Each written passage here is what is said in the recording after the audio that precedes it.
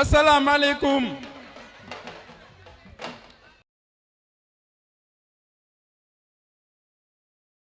maa ngi nuyu mbokk yëpp mbokku Medina maa ngi nuyu jigéen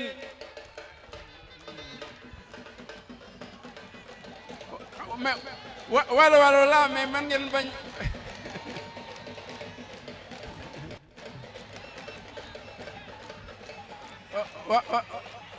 maa ngi nuyu sama mbokku walo yi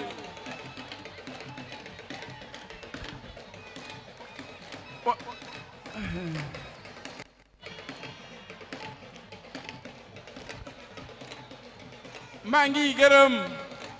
ma leen rek yéen waa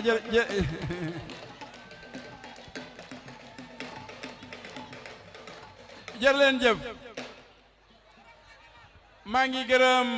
les femmes du Front pour la défense de la démocratie et de la République maa ngi gërëm monsieur le maire Bamba Fall bu nu accueillir fii ci Médina maa ngi leen gërëm yéen ñëpp pour seen forte mobilisation bu ngeen def pour wane ni ñu jëm yéen ragul leen ko yéen jigéen ñi wan ngeen yoon wi ni yéen ngi sunu kanam yéen ak nun pour ñu def xeex bi nag te ba doy te ba jot parce que ñoom yàq nañu réew mi et wan nañu réew mi la nga xam ni kenn mësu koo gis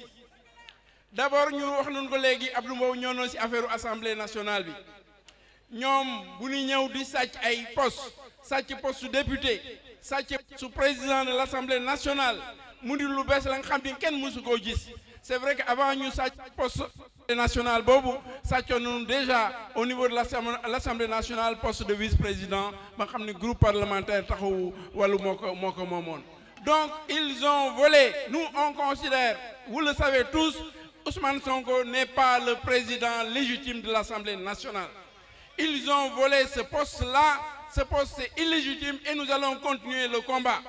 Et le combat, c'est un combat judiciaire, mais c'est un combat politique. Et le combat politique, c'est vous, c'est nous ensemble qui devons le mener et nous allons mener ce combat pour le gagner. Mobilisation bi tey la semaine passée jeunes yi la dans les autres semaines nous allons encore mobiliser davantage pour faire face parce que nous devons faire face.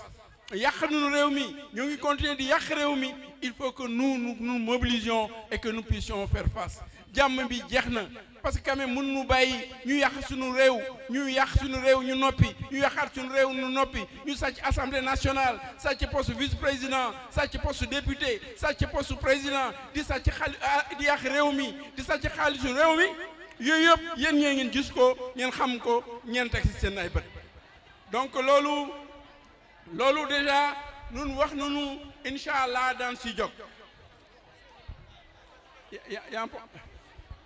incha allah daan si jot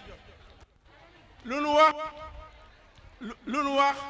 on va essayer d'aller vite lu nu wax donc le combat là nous allons le mener ce combat contre le vol institutionnel nous allons continuer à le mener ma wax dara rek wax nañu d'abord ci affaire révision constitutionnelle ba pare am na ñu bare ñu ci wax mais sur la révision constitutionnelle dama bëggoon wax rek waa ngeen may nu tuuti ngeen may nu yaa notre sœur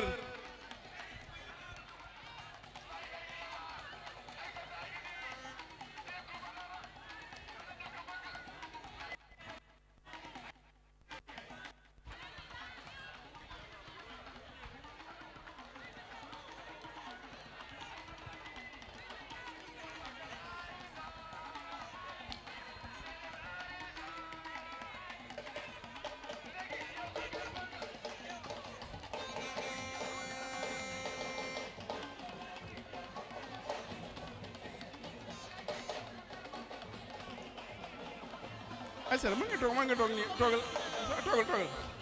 day pas de problème na ngeen def madame Atseli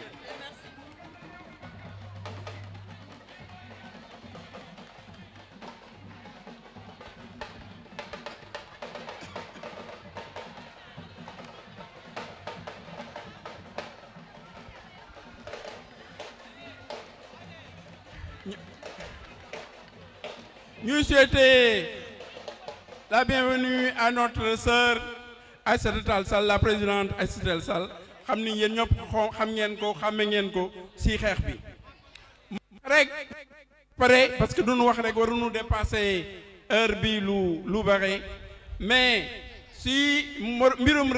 révision constitutionnelle bi wax nu su ba pare mais président de la république moom tam nu waxoon te ba déposer ay avant projet constitution pour nit ñu an si kenn waxtaanu si ñoom ñu gaaw def proposition de loi pour mën a bàyyi pour waxtaan woo mën a bañ a am. Et nous, bien sûr, nous sommes opposés à cette proposition de loi et nous disons au moins le minimum, c'est de discuter avec tout le monde, d'avoir un projet qui serait un projet avec l'accord de toute l'opposition et nous pensons qu'il faut aller vers un référendum et non pas comme ça voter par un groupe parlementaire, voter la révision constitutionnelle. Moi, rek damay gaawantu moo wax maintenant sur les élections municipales xam ngeen loi bi dafa wax ni au plus tard le 17 janvier bii di ñëw nu war def élection municipale loi bi dafa wax ni au plus tard mois d'octobre bii war nu déposer liste yi loi bi dafa wax ni avant ñu déposer liste yi yéegi mel noonu waruñu def révision des listes électorales waruñu dem inscrire waat def donc ce qu'on appelle une révision exceptionnelle def nu loolu yëpp pendant des mois et des mois Ousmane Sonko wax na fu nekk ni d'accordul pour ñu def ay élections nii il faut que ñu wàññi communes yi communes yi ay 500 et quelque la il faut ñu def communes yi 200 il faut que ñu wàññi communes Dakar yi mu ni Dakar am na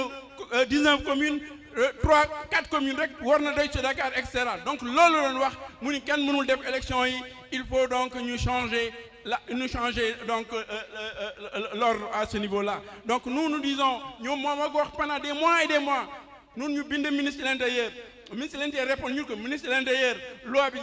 au plus tard le 17 janvier, il faut respecter les dates. Et il faut respecter les dates. Répondre-nous, ils vont respecter les dates. Mais amul ben djegu ba xamni def nañ ko. Au contraire, dina fani Ousmane Sonko bu mu génnee si gouvernement bi di wax moom itam te bëgg ñu def élection yi à bonne date alors que moom moo doon wax le contraire pendant des mois et des mois moom moo doon wax le contraire il faut respecter la constitution il faut respecter nos lois il faut respecter la loi électorale il faut tenir à bonne date. Ah bon, on a eu une bon merci il me dit que d'accord nous pour ñu avancer tuuti au lieu ñu dem bay 20 heures pour mën a waxtaan bon mu ni ñu gërëm leen pour loolu ñu may donc ma ni mbirum élection yooyu il faut que nun sunu côté ñu gën a mobiliser wu xam ngeen dëkk bi ñoo ngi koy yàq nañ ko ba pare mais lu des c'est pas que ñu def ay déclaration di toog lu des il faut que ñu def ko face à face il faut que ñu song leen parce que song rek ñoom nu mën a dégg loolu rek nu mën a xam il faut que nun ñu mobiliser wu à la base fii ci Médina vous êtes organisé aujourd'hui il faut que dans les autres communes de la région du département de Dakar déjà dans les autres communes du Sénégal partout au Sénégal ñu entamer une mobilisation pour faire face à eux parce que loolu rek nu xam doole il faut que ñu wane suñu doole peuple yëpp sonn nañu ci ñaari année nguur gi sonn nañu wane na ko fu nekk nun ñoo ci des bàyyi wax yi mais au contraire nekk benn ensemble FDR ak yeneen parti ya nga xam ne ànduñu ak ñun déjà bu ñuy wax nii il faut arrêter ce coup d'état législatif là il y a 147 partis et mouvements qui ont signé il faut que ñoom ñu ànd ak ñeneen ñi bay ña nga xam ni empêcher faire en sorte que daanu dindi Ousmane Sonko foofu mu nekk illégalement warul nekk président assemblée nationale mënul nekk président assemblée nationale mënul nekk député warul nekk député il faut que le combat là nous le menions le combat pour le pays et nous devons le mener ensemble ce combat là et on espère qu'avec cette mobilisation aujourd'hui à la Médina cette mobilisation que nous avons dans tout le pays nous allons réussir à montrer que le peuple veut autre chose que ces mensonges infinis. Donc loolu laa bëggoon wax au nom du FDR di gërëm leen pour cette forte mobilisation nii rek la léegi il faut que ñu song leen il faut que ñu daan leen c'est ça l'objectif il faut que ñu song leen il faut que ñu daan leen ensemble pourrons le faire Inch'Allah. Merci beaucoup pour votre mobilisation.